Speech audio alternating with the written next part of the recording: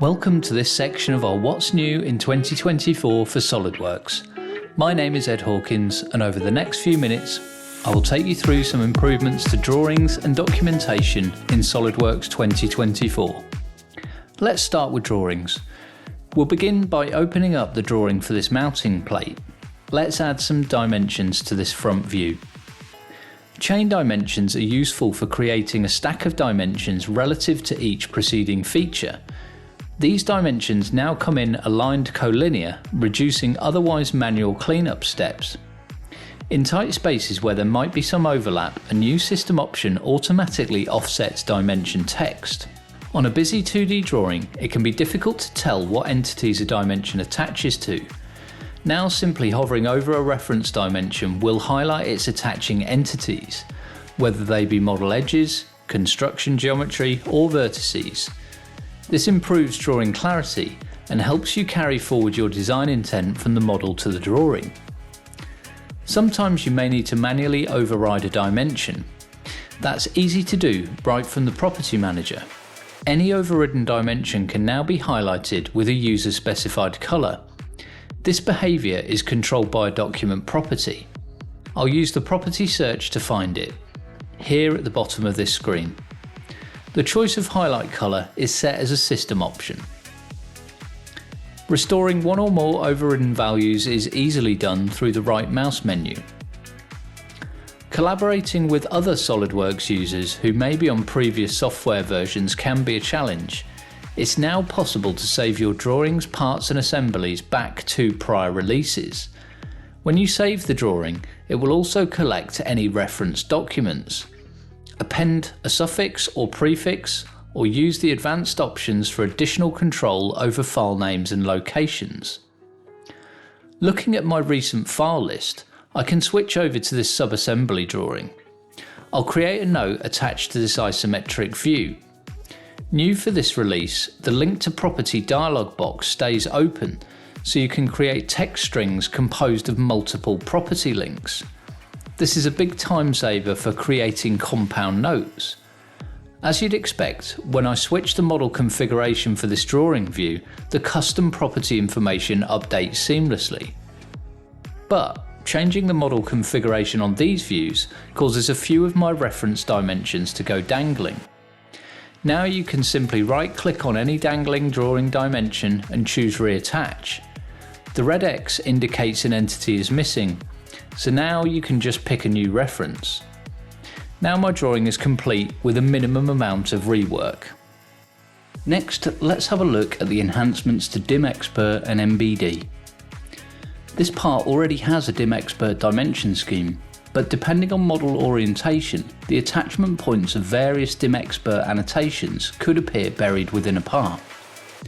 A new option in System Options Display enables DimXpert dimensions to display on top of the model. Now you can see the DimXpert annotations stay on top of the model regardless of orientation. That looks a lot better and should eliminate any ambiguity.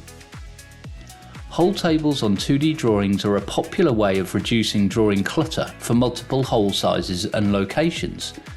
This is now supported for 3D parts. I can use the S key command search to find the hole table command and pick this front face to attach the hole table. As with a 2D drawing hole table, just pick the X and Y axes, then these two faces to extract the holes. I'll choose to uncheck non-circular holes and slots and then hit OK. Cross-highlighting from the table to the 3D part is also supported, just like a bill of materials. When it comes time to save out a 3D PDF, hole tables will show in the 3D view, but you can also add a dedicated hole table on the PDF template. Another benefit of MBD is the ability to create Step 242 output. This is a great format for sharing 3D data that has embedded PMI, which can now be read by downstream software applications or used to program machines. New with this release, not only is the hole table included in Step 242 output, but now you can also include any or all SOLIDWORKS custom properties for export. Let's take a look at another part. Improving the editing interface for geometric tolerance frames has been an ongoing project for the past few releases. This release now provides the ability to display dual dimensions in geometric tolerance frames.